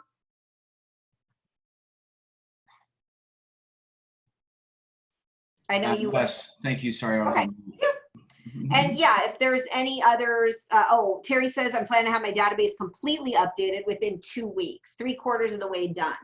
Great, Terry. So I would say, how do you turn that into, so that could be your part of your 90-day plan, right? And then, so it could be have all your database stuff updated and all of your touch campaigns in there. So then the quick win would be, what can you accomplish in the next 24 to 48 hours or in the next week, right? Maybe it's tagging them for certain campaigns. Maybe it's whatever it is. So kind of think about that. Creative searches in my messages, found conversations with potential clients. Creative searches equal help you with your search in my messages. Okay, awesome. That's a quick win. Love that, you guys. Okay, so we kind of just talked through that. So then the homework, I just want to be clear for your budget, is what we talked about briefly, which is this ABC exercise. I think that's the best thing that you can do. You want to pull your business budget and you want to pull your personal budget, and you want to look at your expenses, your actual expenses over the last, I would say pull it for 6 months. You could at least use 90 days, but I would pull it for 6 months because you might have some stuff that happens quarterly that's automated, and put them into an A, B, or C category, and C, just cut whatever you don't need immediately and start to get your cash flow in a better position, because it's a critical supporting objective, which is why I have it in here. So you need to protect the margin of your business and your life. When the market shifts, your margin becomes your biggest issue, and it can mean the difference of saving your business or deciding you're not going to sell real estate anymore, which we don't want to see any of you in that situation. So cutting back on expenses, what's in the 90-day pipeline is taking a look at that too, right? So we talked about that. What's going to be your average income in the next 90 days based on what's in your pipeline? I mean, the beauty of our business is we have a pipeline. We can see what our business is going to be in the next 90 days based on what we have going on in the pipeline. I mean, that's a sales business. So that's a good thing, and it could be a scary thing, but what it allows us to do is predict what our income is going to be. Because if you don't have anything in the pipeline now, guess what? You get it in the pipeline tomorrow. When are you going to see the income from something you put in the pipeline tomorrow? When would you see the income from something? Say I put something into escrow tomorrow. When am I going to see the money from that? 45 to 60 days. Yeah. You know, right, 45 days, 90 days, say I have a seller, a listing. Well, depending on days on market, but still probably it's going to be 90 days or 120 days based on average days on market. Oahu's a little different because you guys don't count your, I think you guys don't count pending days in there. We do in our MLS. Okay, so the exercise is going to be your budget homework. Okay, so I want you to write that down and do your A, B, and C's. And that's a quick win, by the way. A quick win is completing your budget exercise. Hey, there you go. All right, we just did one. Okay, so this is the next question, which is, what do you need to accomplish with this? What do you need to accomplish the supporting objectives that we just talked about? And then who is going to own it or own those things? Okay, so think about, obviously the example we just gave about doing the budget exercise, that's probably going to be you, because you're the one that's going to be able to determine whether those expenses are critical or not. However, it could be somebody else that pays all the bills. So you have to look at that. Part of why this is in here is if you have a team or you work with other people, there may be different wins or different supporting objectives that you need to accomplish that involve other people. So does anybody have a situation where they have another person involved in their business that the other person might be responsible for helping with some of those items? Or are you guys mostly all independent? I think you're mostly independent, although some of you. I do part, and I do part myself and part with the kind of hui out in Hana. So we split up. Yeah, we split up responsibilities between the three of us. So that may be a good conversation to have, right? What are we focused on in the next 90 days as a team? Absolutely. Who's gonna own this? Who's gonna own what you're working to accomplish with your supporting objectives to go towards your desired future statement? Me, I own it. Awesome. Do you see why I'm asking you this question aloud? Anybody who can unmute their mic, unmute your mic and say the word me. I own it. Yes. Hey. Me, myself, Thank and you. I. I love it, Joel. That was great, you guys. Okay, a little bit of conviction there. I like it. Okay, perfect. So you own it. And I also have a breakout exercise in this too. Do you want to go into your groups, or do you want us to get through the next couple slides, then we can go into your breakouts and just kind of talk about what you came up with a plan, because then I want you to share with everybody else. So it's really up to you. I mean, I'm doing the breakouts. I'm not sure if they're super useful or they were when you did it. It's the first time we're doing this. So you tell me whether you want to stay in the general session or you want to do your groups. I like for you guys to have some of those conversations to kind of self-discover what it is that you want to be doing and to make sure that you're coming up with that. I know I had to reassign some people in groups because some people weren't going into the groups. So you want to just go through? Okay, so I'm going to take what Joyce is saying, and if you want to go into the breakouts, we'll do that. And I'm also just kind of testing this for the next round too, to see if the breakouts work. But basically, I just want to know, right, what you need to do to accomplish and who's going to own it, which we talked about us owning it. So the last couple of slides before we just get into masterminding and maybe another breakout is asking yourself the question. So the next question that we want to ask, and this is about the shifting your resources part of this plan, is what resources can you shift to respond to more immediate needs related to your desired future? So, you know, who you want to look at in this question, who are the people? So you have resources in people and you have resources in systems and tools, a what. So it's either going to be a who or a what. So when you look at, obviously, like just to take some examples, I don't know what your long-term 90-day win was. So Danny's was to, you know, get this deal into escrow. So what resources can you shift based on what you're doing now to respond to more immediate needs related to that? What are some of the things that you can do? If you want to get a buyer in escrow right now, what do you need to do, right? What resources do you need to shift? Are you spending your time, energy, effort? Are you working with systems and tools that are going to help you move that forward? Michelle's saying she's going to add an accountability partner, a dialer, and numbers and scripts. That is great. Luce would welcome a script conversation partner. Command and market leader is still send out their newsletter. Great. So what resources can you shift, or is there a person? And a person example might be, you know, Lisa, I'm taking a lot of time working on the current deals that I have that are pending, or I'm, you know, spending a lot of time creating my back end, which is my marketing campaigns, my touch campaigns. I'm cleaning up scrubbing a lot of stuff in my database, which is a good time to be doing it if you're not super busy. And it's also not contributing to your green activities, right? So it might be a who for you. It might be, I'm going to hire a virtual assistant. You know, I have some cash flow from my previous closing, and I did say you're cutting expenses. However, you also are looking for return on investment. And you may be spending money you don't need to spend, but you may want to spend money on a transaction coordinator to help you with your paperwork when you have a deal going so that you can go out and get another deal. You may want to have a virtual assistant that you pay $10 an hour, go in, create your campaign, scrub your database, get your touches out to your clients, because that will lead to more deals for you. And you can spend that time going and having appointments with clients.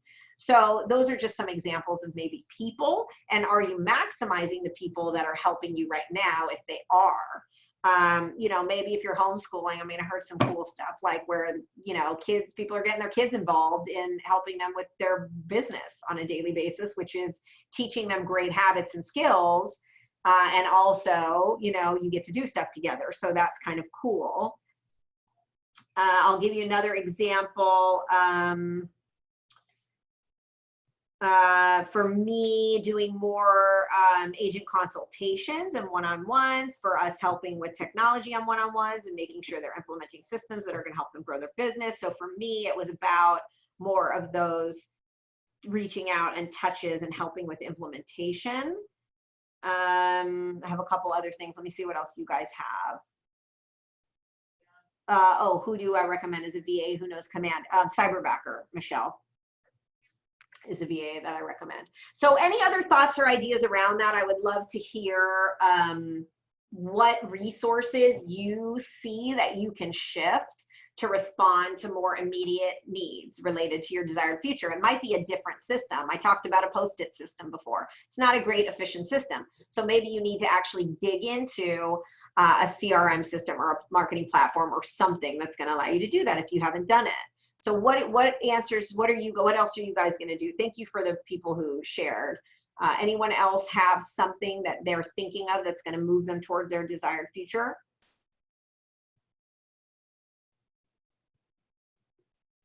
Give me an idea that you've got, another idea. Oops. Somebody talk to me. Somebody unmute their mic and give me an idea. Okay, chatting.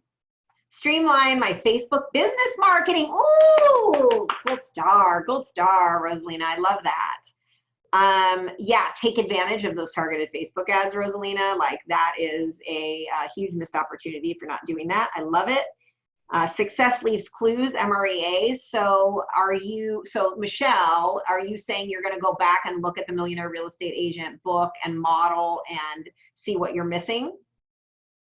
Yeah, I know your mic's not working. Yes, I love it. So go back to the resources. That's great. All right, you guys, awesome. I want to make sure you're getting somewhere with your plan. So that's why I'm asking. I want to make sure that this is, you know, you're actually getting this stuff down in a plan, because that's the goal. And I get that it may take more time to go through and think about it. Some people take longer to process. You know, you're going to have ideas in the middle of the night. That's great. And by the way, just so you know, and don't beat yourself up, if you're still kind of processing, it takes 2 days, 48 hours. It's something I learned when I did a workshop in Texas about teaching and training. And they taught us as instructors, it was an instructor workshop at IDW, instructor development workshop. And they said it takes people 2 sleep cycles to actually start, finish the processing of information that they learned, especially if it's a lot like this kind of content. So after the next 2 days, 2 sleep cycles, your brain will have settled some of this down and cemented it. And granted, you want to apply what you learn quickly because that helps you too, but just know that probably within the next couple of days, you'll be like, okay, I can revisit this plan. I'm going to continue this process. I'm going to, you know, like I get it. So just know. Thank you. Okay, so the last part of creating the 90-day plan is customer service and client care, which was actually where we started with some of the other stuff we talked about. And the specific questions around this is, what can you do, okay? What can you do to show your customer how much you care about them? And is there anything you can do for free, right? Because we're really looking at keeping those expenses down. So talk to me about what you can do to show your customer how much you care about them. So anybody that was in a breakout group before and was communicating with their breakout group, you're going to have to share. Otherwise, I'm going to force you into a breakout group. Not that it's bad. I think it's good. Anne Marie's face. So tell me, what can you do to show your customer how much you care about them? Care calls. Okay, Terry's saying care calls. Yeah, hands down, for sure. You actually call them and talk to them. Like, that's a great idea. I love it. What else? If you're, yes. I think if your clients are, you know, on this island, then you could you don't have to go and be in person to person, but you could drop something off at their porch, you know, even if it's like in the beginning, I dropped off some toilet paper, but you know, whatever it is, you know, so I had, you know, some emergency and a toilet paper in a little bag. And I want to be your client. No, I'm just kidding. No, that's great because normally like it would that. be a pop buy. So in case you haven't heard the term, pop buys are when you, like when things are normal and you might just pop by. And I get that half of our clients don't live here, right? But some of them do and some of them do. So you can do, I like that, a drop off. So you're not, you know, whatever, maybe you drop off masks or, you know, whatever. It's just, I think that's great. I love that.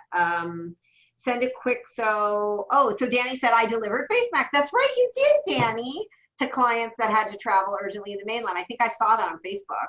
And then Michelle sent a quick video text to say hi and connect. I love that. Simple, takes very little time. Follow up with a care note or a care call. That is great. Little video text is sweet. I made a pot of chicken soup for sick clients and left it on their door. That's awesome. Handwritten note, simple hello is always nice. Okay, sorry, I can't, hang on, I gotta mute somebody. Who do I have to mute? Who do I have to mute here? Me. Okay. Thank you. Okay, dropped it off at the door. Yeah, those are great, you guys. So, I mean, and do those things cost? You know, you might be very little. And do they mean a lot? Yeah, I mean, think about how you would feel, right? And we want to be emotionally connected. This is where you have the opportunity for your relationships to go a lot deeper so that when they are thinking of buying or selling, guess what? They are not going to forget you and they are not going to go to another agent because you dropped off chicken soup when they were sick or you dropped off toilet paper. I mean, are you kidding me? Am I going to go use another agent? No. So this is such an opportunity to deepen those relationships. Longs is giving away all their 2020 calendars for free. Great, Michelle. So there you go. I love it. All right, you guys. We're getting close to the end on time. So I'm going to do a couple other things and then we'll let you go. Other supporting objectives that we didn't go deep into that weren't bolded, but I just wanted to mention because they were mentioned on another workshop that I did, which is assessing risks and threats, because you might want to think about it. And you want to look at a contingency plan. So what happens if this lasts longer? What happens if you're not able to change the trajectory or keep the business growth or even maintain? And if you take, or if it goes backwards before it goes forward, you know, you got to think about that and plan. So what is my game plan? What is my plan B? What is the worst case scenario? Because sometimes, I mean, I don't know about you guys, a really good strategy I used to use with clients and buyers in particular was what is the worst case scenario? So if we talk about putting an offer together, if we talk about your J1, if we talk about really anything in that process, we would often talk through the worst case scenario because the question about moving forward and the question about whether this is a deal breaker or not, whatever the situation is what is the worst case scenario? And if the worst case scenario works, then anything other than that is better and we're going to move forward. And if it's a worst case scenario and we would still move forward, you've handled all the objections. I mean, you can still deal with them, but you get the point. So in your case, I want you to look at the worst case scenario and also so you don't also get trapped into fear and doom and gloom because you go, well, I've dealt with that. I've thought about that. Okay, if that happens, I've got a plan and this is what I'm going to do. So what's your phase contingency plan? And I'm just looking at those. If it lasts longer, like Christmas time, it's more serious. Yeah, what if people, the quarantine stays in place? See, highly motivated, need to sell or buy. Totally, people have to buy and sell in every market. So those are the people, maybe you're looking at the wrong area of opportunity. Maybe you want to be working more with move up buyers, or you want to be working more with investors that are cash that are just looking for a long-term investment opportunity, whatever that is. Build a referral pipeline. Referral pipelines are great too. Define KPIs, key performance indicators and leading indicators, metrics. We talked a little bit about that before when we talked about your vital signs. So what are my key performance indicators? In this regard, you're looking for leading indicators, meaning how many listings are you taking? How many contracts are you writing? How many calls are you making? How many appointments are you setting? Those things are going to be key performance indicators that are going to determine your pipeline. and your results coming out of this. Okay, listings taken, contracts written, how many new pendings. We talked about some of those. Okay, the last section is staff or self or team alignment. So what are you going to do in order to keep your mindset right and keep you focused on the outcome you desire and not get caught up in negativity, fear, you know, dragged down in that? And then who's going to help you get there? So tell me what you guys are going to do to commit to keep your mindset right and focused. Daily affirmations. Stop watching the news. That's a good one. I don't do it for that reason. I know that if something is super critical, my husband's going to tell me. Okay, and then maybe I'll check it out. Or if you know, it's a proclamation that we need to know about, I'm going to get on and look at that. But really, that's a great one, Rosalina. Daily, because what are they sharing? You know, daily exercise, that's awesome. Totally will help keep you focused and positive. Actually works because there's actual chemicals in your body that are released. Look at my vision board daily prayers of gratitude and thanks while I'm exercising. Woo, wow, that's great. That's like 3 in 1, Terry. My mind feels right after surfing. So I've been doing a lot of that. That's awesome. Yes, we have to still do that. Like that self-care, that health stuff, staying healthy, you guys. If you don't have that, I mean, it's a great foundation. So that is perfect. I love that, Damon. Thank you. Bold laws posted everywhere, spiritual and physical exercise. These are great, you guys. And if you need somebody to help you get there, I would have you also think about who that is. Now, remember, we talked about motivation on another call. You know, motivation is temporary. You can light a fire, you can stoke a fire. We call it motivate because it motivates you, but really you have to do the work. So sometimes though, it helps to have an accountability partner. It helps to have somebody doing it with you. That's why I created that Facebook group on the 66-day challenge, because for me, it's a great help. So do that if you need that too, and identify who that person is. Ocean and beach time, I love that. So here's some other questions that you can ask. This is also in your packet. Am I tracking towards my target objectives? And this is something you can ask, you know, every week, that one, every day. What's changed in the past week or month? So really looking at keeping your finger on the pulse of that. In light of any changes, does anything need to shift? Remember, we talked about being flexible right now and how important that is, and to be able to move quickly. How do I feel about my targets in terms of trajectory, pace, and impact? What must be true now to hit my targets? These are all things you can ask yourselves in your homework. How often do I need to assess my key performance indicators and meet with a team if I have a team? Who are my key people that are going to help me get there? Who has the responsibility and the ability to respond? And have I empowered them to influence the outcome? And if it's you, then those are the questions that you ask about you. Okay, so we are, wow, that was like, you know, it's 4 o'clock. So what I was, you know, the plan is additional masterminding and Q&A if we had more time. I would say, so we talked about, you know, having a plan, thinking and talking strategy. Our current schedule works if we just shift the focus, so remember that. And I would love to hear a couple of ending takeaways, top takeaways from today. And yeah, you're welcome, Anne Marie. I know it flew by. It's a lot of content to cover. So give me some top takeaways, and then I'll let you guys go. Just let's have 3 top takeaways for AHA's agents helping agents. Share with each other. I like the takeaway of time blocking and reading a chapter of Shift a day. Love that. Joelle, thank you. That's great. I'm going to double check my efficiencies and my processes and make sure it's as tight as possible. Great, Beth. Thank you. I love it. Mm-hmm. Michelle feels so excited and motivated to make calls. Good. Go do them now, Michelle, while you're excited. It's a great time to do it. Anything else you guys want to share?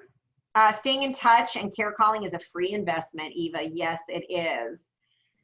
Great. You're welcome, you guys. So just thank you for being here today. And a reminder, look out for, or just let people know maybe to check with me or Maui Economic Opportunity, which works with the county. I'm gonna offer this workshop for business owners, not just real estate. And it's next Friday, May 29th from 9 to noon, and it's gonna be through MEO, and we'll send it out to Chamber and everybody else. So if you have anybody you wanna share it with, please let me know or just email me. All right, you guys, thank you so much. And please feel free to also share with me as you go through the homework and you create these 90-day plans. I would love to hear what you guys come up with. So wonderful. Thank you to all of you. Thank Yes, you. you're welcome. Absolutely, you guys. Thank you. Sure. You can't leave the meeting.